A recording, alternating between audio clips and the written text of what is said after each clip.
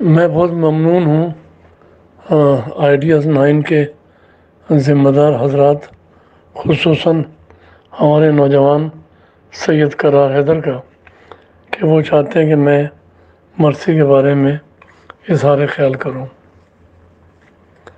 میں کراچی کا رہنے والا ہوں، لیکن ان دنوں میں کراچی میں نہیں، کینیڈا میں ہوں، تو وہاں سے میں چند باتیں عرض کر رہا ہوں۔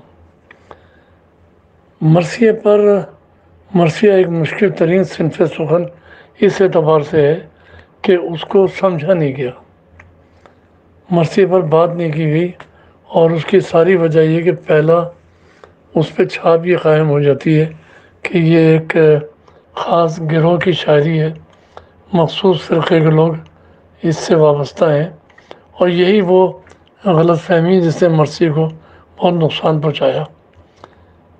جب تک مرثیے کو شاعری نہیں سمجھا جائے گا، مرثیے پر ہمیشہ یہ چاروں طرف کی مشکلات اس کے سر پہ سوار رہیں گی۔ ضروری ہے کہ ہم مرثیے کو اس کی محدود تعریف سے باہر نکالیں۔ دیکھیے، مرثیے پر اگر آپ چاہتے ہیں کہ لوگ سنیں، اور خاص طور سے ایسی جگہ جہاں عوام الناس ہوں، جہاں ہر طرح کے افراد شریک ہونا چاہتے ہیں اور وہ سننا چاہتے ہیں مرثیے کے بارے میں باتیں، تو انہیں کسی بوجھل مباحث کا شکار مت کیجیے، انہیں آسان باتیں بتائیے۔ مثلا یہ کہ پہلی بات میں یہ عرض کرتا ہوں کہ مرثیے کی ڈیفینیشن کیا ہے۔ دیکھیے، غزل کے معنی یہ بتائے جاتے رہے، ہمیشہ وہ طالب علم جو ابھی اسکولوں سے کالجوں میں آتے ہیں، بلکہ اسکولوں میں ہوتے ہیں 9ویں اور 10ویں کلاس سے لے کر ایم اے تک، اور بعد میں بھی انہیں بس یہ بتایا جاتا ہے کہ غزل کا مطلب ہے کہ غزل عورتوں سے بات چیت کرنے کو کہتے ہیں، اور قصیدہ جو ہے وہ زندہ لوگوں کے لیے کہا جاتا ہے، اور مرثیہ جو ہے وہ جو لوگ گزر چکے ہوتے ہیں ان کے لیے مرثیہ کہا جاتا ہے۔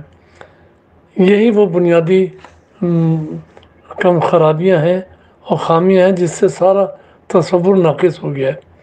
کیا عام آدمی کو کیوں نہ بتایا جائے کیا غزل یہ آج کی غزل یا خود غالب کے دور کی غزل یہ عورتوں سے بات چیت ہے؟ کون سا فلسفہ حیات ہے جو غالب کے یہاں ابھر کے سامنے نہیں آیا؟ غالب سے لے کے یگانہ چنگیزی تک اور اقبال تک آپ دیکھیے، یہ غزل جو ہے کیا وہ عورت سے بات کرنے کا نام ہے؟ تو جب غزل نے اپنے چوکٹے کو توڑ دیا تو مرثیے کے بارے میں بھی اس طرح بات کی جائے نا۔ دیکھیے، قصیدہ کہتے ہیں کہ زندہ لوگوں کی تعریف ہے۔ کون زندہ لوگ؟ جو سلاطین تھے، جو بادشاہ تھے، جو راجہ مہاراج تھے، کہاں چلے گئے وہ؟ اور مرثیہ اگر مرے ہوئے لوگوں کی تعریف ہے تو مرثیہ تو ایسا لگتا ہے مجھے یہ زندہ لوگوں کی تعریف ہے۔ مرثیہ جن لوگوں پہ لکھا گیا وہ سب ہمارے اطراف موجود ہیں۔ مرثیے میں کون ہے؟ خاندان نبوت ہے، خاندان جناب رسالت صلی اللہ علیہ وسلم ہے، ان کی آل و اولاد ہیں، ان کے چاہنے والے ہیں، ان پہ جانیں فدا کرنے والے لوگ ہیں۔ کیا یہ مردہ لوگ ہیں؟ تو پتہ چلا کہ بنیادی تعریف ہی ہم نے غلط کی ہے کہ مرثیہ مرے ہوئے لوگوں کی تعریف ہوتی ہے، اور قصیدہ زندہ لوگوں کی تعریف ہوتی ہے، اور غزل عورت کی تعریف یا عورت کا ذکر، عورت کی باتیں۔ کیا یہ تصورات، ہم یہ تو سمجھ گئے کہ غزل نے ان حدود سے قدم آگے نکال لیا ہے، اور بہت پہلے نکال لیا ہے، خود میر و غالب کے دور سے یہ بات بہت آگے جا چکی ہے۔ اسی طرح مرثیے کا بھی معاملہ یہ ہے کہ اس کو کوئی سمجھنے کو آمادہ نہیں ہے۔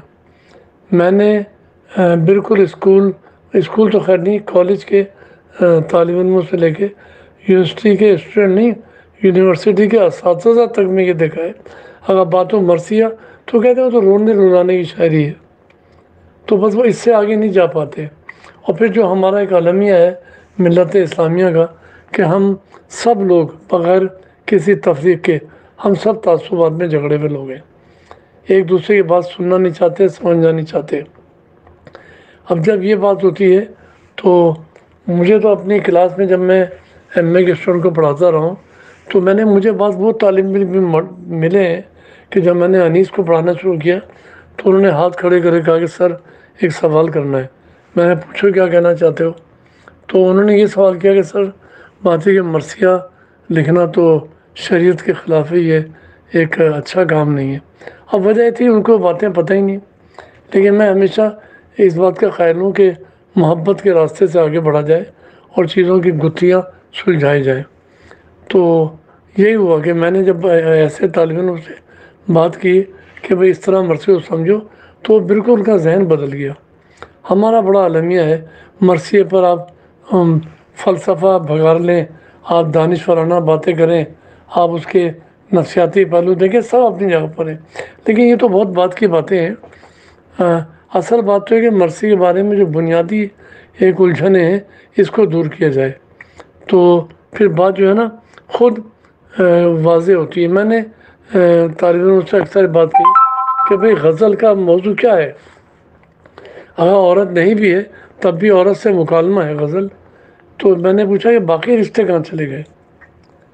کیا اگر شاعروں کے بارے میں کہا جاتا ہے کہ شاعر حساس ہوتے ہیں، اور وہ اقبال ایک دن کسی مکڑی سے یہ کہنے لگا، مکڑا یعنی ایک چھوٹے چھوٹے پہلو پہ شاعر کی نظر ہوتی ہے، باریکیوں میں اتر جاتا ہے وہ، تو جلد کے مسامات تک میں اس کی نگاہ چلی جاتی ہے، تو یہ باقی جذبات کہاں چلے گئے؟ وہ رشتے کہاں چلے گئے جو ہمارے چاروں طرف ہے؟ خاص طور سے بر صغیر کے اس عظیم خطے میں جو ہماری زندگی ہے، اس میں ہمارے یہاں رشتوں ہی کی تو اہمیت ہے۔ ماں باپ، بیٹا، بھائی بہن، پھوپھی، خالہ، تائی، بھانجا، بھتیجا، یہ سب رشتے کہاں چلے گئے؟ انیس اتنا زبردست فنکار تھا کہ وہ اتنا بڑا آرٹسٹ تھا کہ اس نے واقعہ کربلا کو سامنے رکھ کر یہ اندازہ کیا کہ اس کو کیوں نہ ایک انسانی رشتوں کی دنیا بنا دیا جائے اور اس سے ہم استفادہ کریں۔ ہم عام زندگی میں کہتے ہیں کہ جناب رسول خدا کا برتاؤ اپنی بیٹی کے ساتھ کیا ہے، یہ ہمارے مذہب نے ہمیں راستہ کھولا ہے۔ تو انیس نے اسی سے ایک راستہ بنایا کہ کربلا کے اس واقعے کو کیوں نہ انسانی رشتوں کی ایک بڑی شاعری میں تبدیل کر دیا جائے۔ اب آپ چند لمحوں کے لیے وہ بھول جائیے، لیکن بھائی سے وفاداری، بہن کا بھائی کے لیے جان قربان دینے کا جذبہ، اپنے بچوں کو قربان کر دینا کہ بھائی جو ہے وہ ایک بڑا کام کرنے جا رہا ہے، اس کا ٹارگٹ، اس کا مقصد اعلیٰ ہے، تو بہن کہتی ہے میرے بچے حاضر ہیں۔ تو اب آپ ان بچوں کو اون محمد یا جناب زینب کو تصور تو کیجئے، لیکن ہم اس کو اپنے گھروں پہ دیکھتے ہیں۔ ہم مشرق کے لوگ جو ہیں، اور خاص طور سے بر صغیر کے اس عظیم خطے کے لوگ، ہمارے انسانی رشتے ہی تو اہمیت رکھتے ہیں۔ ہماری ساری محنت، ہماری ساری تگ و دو، ہماری دن رات کے کام، ہمارا یہ ہر وقت کام کیوں ہے؟ ہم اپنے بچوں کے لیے، اپنے آس پاس کے لوگوں کے لیے کچھ کرنا چاہتے ہیں۔ ہمارے یہاں تو یہ بات ہمارے پیغمبر جی نے تو کہا ہے کہ پہلے اقربا کو دیکھو۔ تو انیس سے اس کو انسانی رشتوں کی شاعری بنا دیا۔ آپ یہ بات کیجیے تو لوگوں کی آنکھیں کھلتی ہیں کہ بھئی ہم نے اس طرح غور ہی نہیں کیا۔ پوری اردو شاعری میں مجھے بتا دیجیے ماں کہاں ہے، بہن کہاں ہے، بیٹی کہاں ہے، بھائی کہاں چلا گیا؟ یہ اردو شاعری میں ہے ہی نہیں۔ اردو شاعری صرف محبوب کے گرد چکر کاٹنے کا نام بنا دی گئی ہے۔ بڑی شاعری ہے یہ۔ انیس کیونکہ بڑا کام کرنے والا آدمی تھا، بڑا قلمکار تھا، تو اس نے اس کو انسانی رشتوں کی شاعری بنا دیا، اور پھر ہمیں سمجھایا اس نے کہ یہ کیا ہو رہا ہے یہاں پر۔ آپس ہی کے تو اختلافات ہیں ہمارے معاشرے میں، ہم آپس ہی کی تو ناراضگیاں کرتے ہیں، تو پھر یہ ہوا کیا ہے؟ پھر آہستہ آہستہ وہ سمجھنا شروع کرتے ہیں، اور جب یہ چیز ان کے اندر سما جاتی ہے تو پھر وہ انسانی رشتوں کے ساتھ ایک ہمارے آس پاس کے مسائل کو بھی سمجھتے ہیں، اور ہوتے ہوتے وہ امت مسلمہ تک پہنچ جاتے ہیں کہ یہ کس طرح کی جنگ تھی، حق و باطل سے کیا مراد ہے۔ اور دونوں طرف تو وہ لوگ ہیں جو کہ مسلمان ہیں۔ میر انیس کا مصرع ہے کہ دونوں طرف کی فوج میں غل تھا درود کا، دونوں طرف درود پڑھا جا رہا تھا، تو پھر فیصلہ مشکل ہو جاتا ہے کہ حق کدھر ہے اور باطل کدھر ہے۔ تو اقبال تو ہمیں بتا گئے نا، موسی و فرعون و شبیر و یزید، این دو قوت از حیات آیت پدید، یہ ہر دور میں دو طاقتیں سامنے آئیں گی۔ تو ہم انسانی رشتوں سے ہوتے ہوئے اس بلندی پہ چلے جاتے ہیں جہاں ہمیں یہ معلوم ہوتا ہے کہ کس طرح سچائی کو پرکھنا چاہیے۔ لیکن پہلا کام وہی ہے کہ مرثیے کی انسانی صفات جو مرثیے میں بھری ہوئی ہیں، جو لبریز ہیں اور جس کو انیس نے بہت بلندی پہنچا دی ہے اس کو ہمیں سمجھنا چاہیے۔ ہاں، زینب کے دل کی تھا، علامہ جمیل مظہری کی بیت ہے مرثیے کی کہ آپ فرماتی ہیں جناب زینب امام عالی مقام سے کہ زینب کے دل کی تھا امام زمان نہ لے، میں آپ کی بہن ہوں میرا امتحان نہ لے۔ تو یہ دیکھیے بہن بھائی کی یہ باتیں، یہ رشتے، یہ ناطے، یہ قربانیاں، یہ اثار، یہ وفاداری، یہ دل جوئی، یہ تشنگی میں سب تیار ہیں۔ بھائی اگر پانی نہیں پیے گا تو میں بھی نہیں پیوں گا، اور بچوں کے لیے پانی کی طلب، یہ سب جب چیزیں سمجھ میں آتی ہیں تو سمجھ میں آئے گا کہ انیس نے ایک واقعہ کربلا کو کتنی بلندی پر ادبیات کی دنیا میں لا کے رکھ دیا۔ ہم یہی باتیں کرتے رہتے ہیں، زبان و بیان اور اسالیب، یہ یقیناً باتیں آئیں گی، یہ بات کی باتیں کہ انیس نے اردو کو کتنے خزانے دیے۔ پہلے تو یہ کہ انیس نے جو جذبات دیے ہمیں اس کی قدر کرنی چاہیے۔